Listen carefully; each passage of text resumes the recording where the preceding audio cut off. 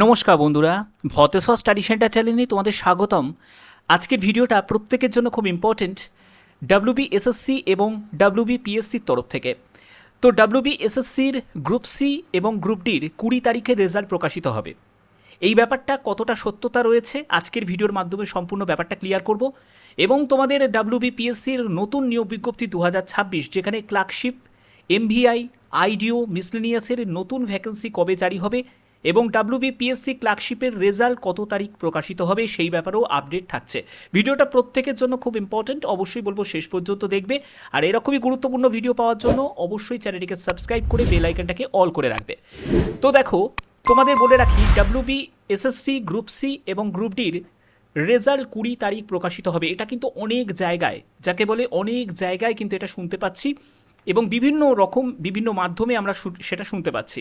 এছাড়া তোমাদের পিএসসির ক্লার্কশিপের রেজাল্ট কবে প্রকাশিত হবে, কারণ তোমাদের মেন এক্সাম হয়ে গেছে, খাতাও স্কুটিনি চলছে, তো যাকে বলে তোমাদের রেজাল্ট কবে প্রকাশিত হবে সেই ব্যাপারটাও থাকবে।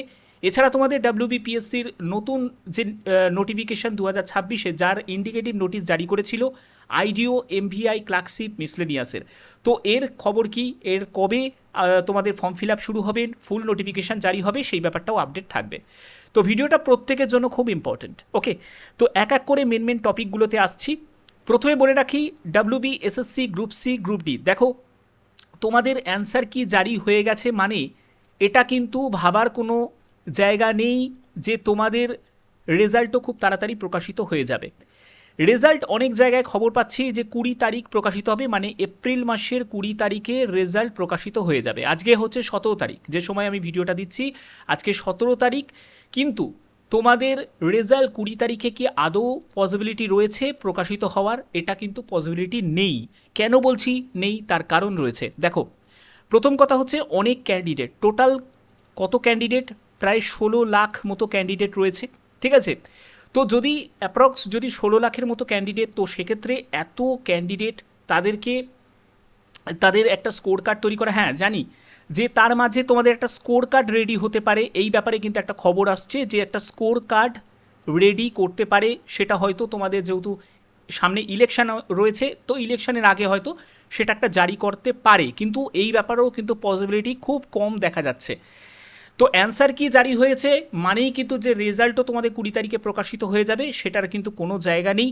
যাকে বলে যদি চান্স যদি বলতে পারো, তাহলে আমি এটাই বলবো 5 to 10% চান্স রয়েছে, ঠিক আছে? বাদবাকি দেখো, সব কিছুই কিন্তু এখন ভোটের মানে ইলেকশনের ওপর ফোকাস করেই কিন্তু সব কিছু হয়।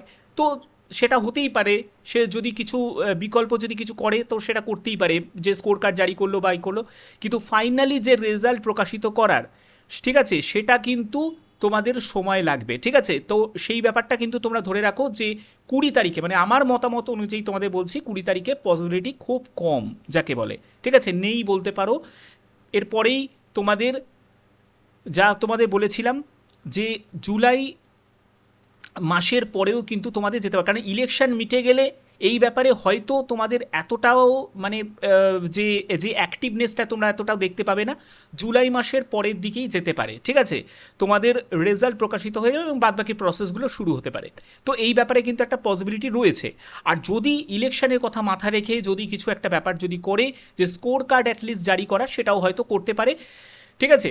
তো যাই হোক, এবার তোমাদের মেন ব্যাপার বলে রাখি, সেটা হলো তোমাদের গ্রুপ সিতে কত তোমাদের স্কোর আসছে অবশ্যই তোমরা কমেন্টে জানাতে পারো, এবং গ্রুপ ডিতে তোমাদের কত স্কোর আসছে সেটাও তোমরা কমেন্টে জানাতে পারো, ঠিক আছে? তো চলো পরবর্তী আমরা ব্যাপারে চলে যাচ্ছি, সেটা হলো গ্রুপ সি। দেখো, গ্রুপ সির ক্ষেত্রে তোমাদের কম্পিউটার টাইপিং টেস্ট হবে, এবং কম্পিউটার টাইপিং টেস্টের জন্য তোমরা অনেকেই কনফিউশনে রয়েছো যে স্যার টাইপিং স্পিডটা কেমন থাকবে। দেখো, তোমাদের ক্লার্কের যেহেতু, তো ক্লার্কের ক্ষেত্রে তোমাদের 20 WPM ইংলিশে, অথবা তোমাদের বেঙ্গলিতে 10 WPM, ঠিক আছে? অর্থাৎ যে কোনো তুমি ল্যাঙ্গুয়েজে তুমি টাইপিং টেস্ট দিতে পারো, ঠিক আছে? নয় ইংলিশে দিতে পারো, আর না হলে তুমি বেঙ্গলিতেও দিতে পারো। এছাড়া তোমাদের এমএস অফিসের ওপর কিছু বেসিক তোমাদের নলেজ চেক করা হবে, যেখানে Word, Excel, PowerPoint, internet সার্চিংয়ের ওপর কিছু থাকবে। এগুলো তোমাদের বেসিক লেভেলের, ঠিক আছে? বেসিক লেভেলের কিছু তোমাদের থাকবে, ঠিক আছে? এগুলো তোমাদের যাকে বলে করতে হবে। ওকে, আচ্ছা, এর পরবর্তী আমরা প্রশ্নে চলে যাচ্ছি, সেটা হলো তোমাদের ডাব্লিউবিপিএসসি ক্লার্কশিপের রেজাল্ট কবে প্রকাশিত হবে। দেখো, মেন এক্সাম হয়েছে তার খাতা কিন্তু স্ক্রুটিনি চলছে, তো এখনও পর্যন্ত তারা কিন্তু সম্পূর্ণ কমপ্লিট করতে পারেনি, তার জন্য রেজাল্ট কিন্তু এখন প্রকাশিত হওয়ার পসিবিলিটি যাকে বলে নেই। ঠিক আছে, রেজাল্ট যদি বলো যে কবে প্রকাশিত হবে, সেটা তোমাদের সেপ্টেম্বর মাস নাগাদ কিন্তু চলে যাবে রেজাল্ট প্রকাশিত হওয়ার ব্যাপারটা। ঠিক আছে, রেজাল্ট প্রকাশিত হওয়ার ব্যাপারটা কিন্তু সেপ্টেম্বর মাসেই কিন্তু পসিবিলিটি রয়েছে চলে যাওয়ার দিকে। ওকে, তো এর পরবর্তী যেটা হলো সবথেকে গুরুত্বপূর্ণ ব্যাপার, যেটা নিয়ে তোমাদের অনেকেরই কোয়ারিজ রয়েছিল, সেটার ব্যাপারেই তোমাদের ব্যাপারটা বলি। সেটা হলো ডাব্লিউবিপিএসসির নিউ নোটিফিকেশান 2026, যেখানে আইডিও, এমভিআই, ক্লার্কশিপ, মিসলেনিয়াস। কারণ তোমরা জানো 2024, ঠিক আছে, 2024-এ এই নোটিফিকেশানের জন্য একটি শর্ট নোটিফিকেশান কিন্তু অলরেডি জারি করে দিয়েছিল, কিন্তু তারপরে এখনও পর্যন্ত ফুল নোটিফিকেশান জারি হয়নি। ঠিক আছে, কবে থেকে আবেদন শুরু হবে সেই ব্যাপারে কিছুই ইনফরমেশান পাওয়া যায়নি।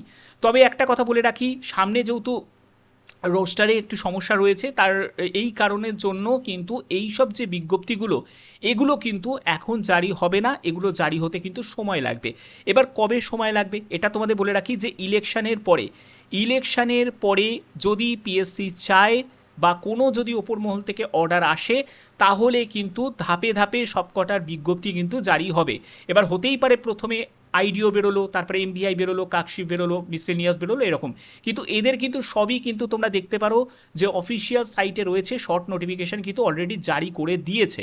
ঠিক আছে, এবার ইলেকশনের পরেই কিন্তু, মানে ইলেকশনটা মেটার পরেই কিন্তু এগুলোর কিন্তু বিজ্ঞপ্তি ধাপে ধাপে, একসাথে কিন্তু সব বেরোবে না, ধাপে ধাপে ফুল নোটিফিকেশান জারি করে দেবে। ঠিক আছে, আচ্ছা, তো এই হচ্ছে তোমাদের মেন ব্যাপার। আর একটা তোমাদের ব্যাপার বলে রাখি, সেটা হলো যে আইডিও, এমভিআই এগুলো কিন্তু ভ্যাকেন্সি বেশি থাকে না। ঠিক আছে, যদি তুমি আইডিওর ক্ষেত্রে দেখো প্রায় তোমাদের 200টা মতো ভ্যাকেন্সি থাকবে, এমভিআইতে প্রায় 150টা মতো ভ্যাকেন্সি এক্সপেক্টেড থাকবে। ক্লার্কশিপ যদি দেখো, মানে তোমাদের ক্লার্কশিপে প্রায় 2000-এর কাছাকাছি হয়তো ভ্যাকেন্সি থাকবে। মিসলেনিয়াসেও সেখানেও বেশি থাকে না। ঠিক আছে, 300 থেকে 300 মতো হয়তো ভ্যাকেন্সি থাকবে, এরকম তোমাদের ভ্যাকেন্সি থাকবে। ঠিক আছে, খুব বেশি তো ভ্যাকেন্সি থাকে না। তো কম্পিটিশান তো বুঝতেই পারছো, ছেলেমেয়েরা যেরকম প্রস্তুতি নিচ্ছে সেরকম কম্পিটিশান তো যাবেই। তো প্রস্তুতি তোমাদের রাখতে হবে, সেই হাল কিন্তু ছাড়লে চলবে না। কারণ বর্তমানে যা অবস্থা সেই অনুযায়ী প্রতিদিন যা কম্পিটিশান লেভেলটা বাড়ছে, সেই অনুযায়ী দেখতে গেলে তোমরা যদি আগে থেকে প্রস্তুতি না রাখো, তাহলে কিন্তু খুবই মুশকিল এখানে ফাইট করা। এবং আর একটা ব্যাপার বলে রাখি, শুধু তো আমাদের ওয়েস্ট বেঙ্গলের ওপর ভরসা করে থাকলে চলবে না, তোমাকে সেন্ট্রালের ওপর ভরসা করতে হবে। সেন্ট্রালের যেসব বিজ্ঞপ্তিগুলো জারি হচ্ছে, অনেক বিজ্ঞপ্তি জারি হচ্ছে, সেগুলোর জন্যও তোমাকে ফোকাস করতে হবে। আর ম্যাক্সিমাম ক্যান্ডিডেটরাও জানো যে আমাদের ওয়েস্ট বেঙ্গলে কোনো বিজ্ঞপ্তি সেরকম জারি হয় না, তো সেন্ট্রালটাই একমাত্র ভরসা রয়েছে। এবার এই সেন্ট্রালের প্রস্তুতি নিতে নিতে যখন তোমাদের ওয়েস্ট বেঙ্গলের কোনো বিজ্ঞপ্তি জারি হবে, সেটা পিএসসি হোক বা আদার্স কোনো, তো তখন অবশ্যই তোমরা সেটারও ফর্ম ফিল আপ করবে এবং সেটার জন্য তোমাদের একই প্রস্তুতির মধ্যেই ব্যাপারটা কভার হয়ে যাবে। ঠিক আছে, তো যাই হোক, এই হচ্ছে তোমাদের মেন ব্যাপার, যেগুলো গুরুত্বপূর্ণ আপডেট ছিল সেগুলো তোমাদের কাছে তুলে ধরলাম। যদি ভিডিওটা ভালো লাগে, অতি অবশ্যই ভিডিওটাতে একটি লাইক করে দিও, চ্যানেলটিকে সাবস্ক্রাইব করে বেল আইকনটাকে অল করে রেখো। এখনের মতো এটুকুই, টাটা।